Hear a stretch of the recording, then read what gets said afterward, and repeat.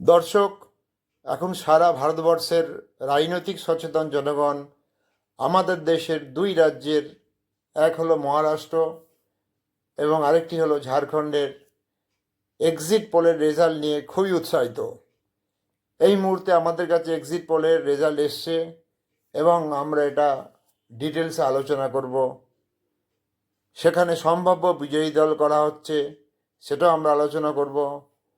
আমি আপনাদের এক্সিট পোলের স্কোর কার্ড দেখাবো এবং প্রত্যেকটি স্লাইড ধরে অ্যানালাইজ করব। তাহলে শুরু করা যাক। আপনারা কিন্তু ভিডিওটা স্কিপ না করে শেষ পর্যন্ত দেখবেন। আমরা এখন মহারাষ্ট্রের এক্সিট পোলের রেজাল্ট নিয়ে আলোচনা করব। মহারাষ্ট্রের টোটাল সিট সংখ্যা 288 এবং মেজরিটি হলো 145।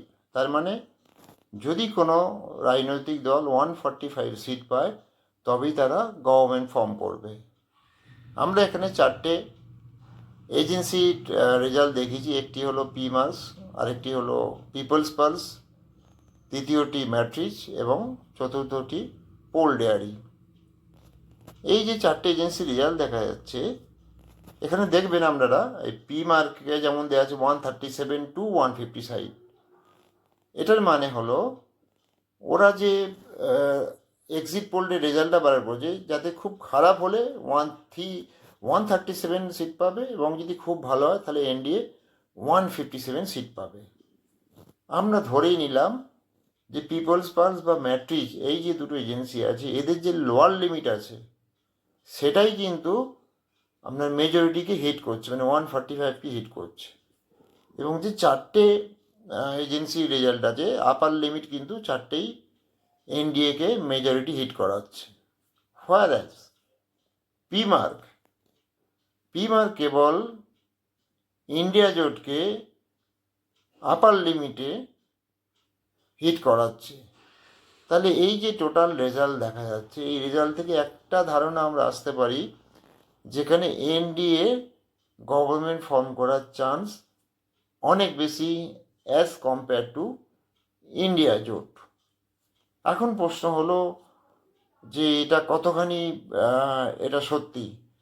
এটা কতখানি সত্যি এটা জানতে গেলে কিন্তু আমাদের 23 তারিখ পর্যন্ত ওয়েট করতে হবে, কারণ এক্সিট পোলের রেজাল্ট সবসময় কিন্তু সত্যি হয় না।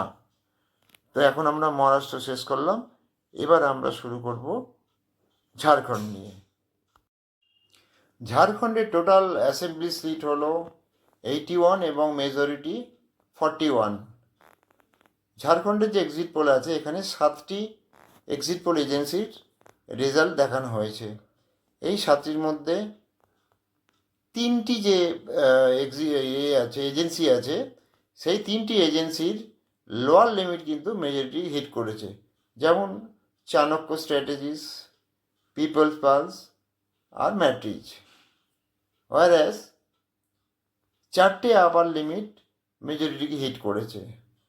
এবার আমরা যদি ইন্ডিয়া জোটের দিকে তাকাই, তাহলে দেখতে পাবো ইন্ডিয়া জোটের লোয়ার লিমিট কেবলমাত্র অ্যাক্সিস মাই ইন্ডিয়া হিট করেছে এবং পিমার্ক আপার লিমিট মেজরিটিকে হিট করেছে। কিন্তু এই যে টোটাল রেজাল্টের মধ্যে একটা অদ্ভুত রেজাল্ট পাওয়া যাচ্ছে, সেটা হলো অ্যাক্সিস মাই ইন্ডিয়া। এখানে স্টেট ওয়ে কোনো লিমিট দেয়নি, স্টেট ওয়ে ডিক্লেয়ার করে দিয়েছে যে এনডিএ 25 পাবে এবং ইন্ডিয়া 53 পাবে। তো এই জায়গাটা আমারও কিছুটা কনফিউশন লাগছে, মানে জেনারেলি একটা রেঞ্জ দেওয়া থাকে, কিন্তু এখানে কোনো রেঞ্জ দেখছি না। এনিওয়ে, এক্সাক্ট রেজাল্ট পেতে গেলে তো আমাদের 23 তারিখ পর্যন্ত ওয়েট করতে হবে যে কে জিতবে। কিন্তু ওভারঅল দেখে মনে হচ্ছে করবে, কিন্তু এখানে কিন্তু চান্স 50-50। এনডিও মেজরিটি পেতে পারে বা ইন্ডিয়া জোটও মেজরিটি পেতে পারে। অ্যাকচুয়ালি এক্সিট পোলের রেজাল্টের বেসিসে যেখানে খুব মার্জিনাল থাকে, দুটো ক্ষেত্রে কিন্তু মার্জিনাল দেখতে পাচ্ছি, ইন্ডিয়া জোটের বা এনডিএ জোটের যে রেজাল্ট মার্জিনাল। তো সেই ক্ষেত্রে ইট ইজ ভেরি ডিফিকাল্ট যে কে সিটটা কে মেজরিটি পেতে চলবে। তো যাই হোক, আমরা রিসেন্টলি যেটা দেখেছি আমেরিকার ক্ষেত্রে, যেখানে বলা হয়েছিল যে কমলা হ্যারিস জিতবে, সেখানে দেখা গেল যে ট্রাম্প তার থেকে অনেক বেশি ভোটে জিতে গেল। তো এক্সিট পোলের রেজাল্ট সবসময় অ্যাকচুয়াল ভোটের রেজাল্টের সাথে ম্যাচ করে না। কিন্তু একটা ট্রেন্ড দেখায়। তো আমরা দুটো ক্ষেত্রেই আমরা 23 তারিখ পর্যন্ত ওয়েট করতে হবে। আজকের জন্য এই পর্যন্ত। যদি ভিডিওটা ভালো লাগে তাহলে একটা লাইক দেবেন, আর যদি আপনি চ্যানেলে প্রথম হয়ে থাকেন তাহলে চ্যানেলটি সাবস্ক্রাইব করে পাশে থাকা বেল আইকনটা ক্লিক করে অলে ক্লিক করবেন। জয় হিন্দ, বন্দে মাতারম।